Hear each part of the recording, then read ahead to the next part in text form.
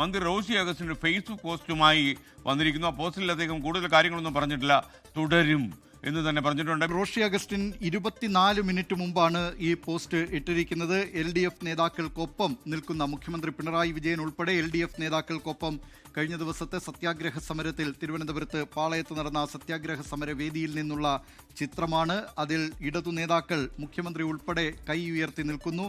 ആ ചിത്രത്തിൽ താഴെ തുടരും എന്നാണ് സ്നേഹപൂർവ്വം എന്ന നിലയിൽ ഇപ്പോൾ റോഷി അഗസ്റ്റിൻ ഈ പോസ്റ്റ് ഇട്ടിരിക്കുന്നത്. കേരള കോൺഗ്രസിലെ ഭിന്നതയുടെ പശ്ചാത്തലത്തിൽ കൂടിയാണ് ഈ നിലയിലുള്ള പോസ്റ്റ് എന്ന കാര്യത്തിൽ യാതൊരു തർക്കവുമില്ല. ജോസ് കെ മാണി നിലപാട് വ്യക്തമാക്കുന്നില്ല.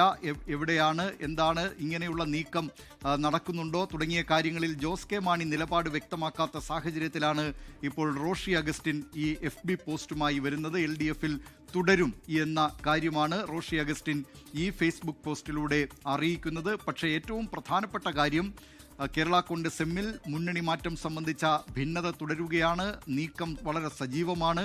കോൺഗ്രസ് നേതാക്കൾ തന്നെ രംഗത്തിറങ്ങിയിരിക്കുകയാണ് കേരള കോൺഗ്രസ് എമ്മിനെ UDF പക്ഷത്തേക്ക് കൊണ്ടുവരുന്നതിന്. ഇക്കാര്യത്തിൽ Kerala Congress M chairman Jose K Mani പക്ഷേ നിലപാട് വ്യക്തമാക്കിയിട്ടില്ല. അദ്ദേഹം കഴിഞ്ഞ 2 ഇടതുമുന്നണി യോഗങ്ങളിൽ പങ്കെടുത്തിരുന്നില്ല.